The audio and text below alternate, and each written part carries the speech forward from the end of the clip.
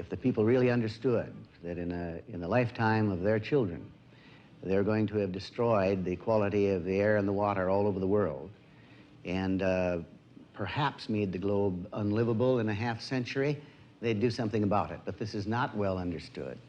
Senator Gaylord Nelson was one of my very best friends.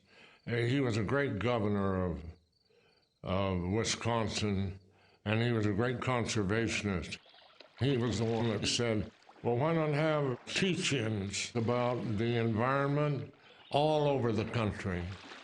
And this is what became the first Earth Day in 1970. Gaylord cared passionately about conservation issues throughout his entire career. In efficient, clean, cheap mass transportation, which is what this country must come to.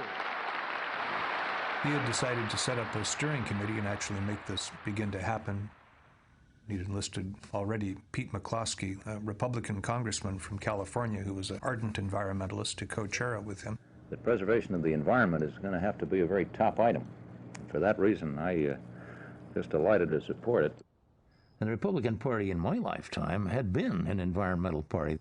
But man, by 1970, it was hard to find Republicans that put the environment anywhere in their top 5 list of priorities. But Gaylord, he wanted it to be bipartisan. So he said, Pete, would you be co-chairman? Would I be co-chairman?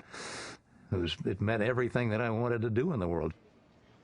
So I think it was in December, January 1970, we hired Dennis Hayes to be the director.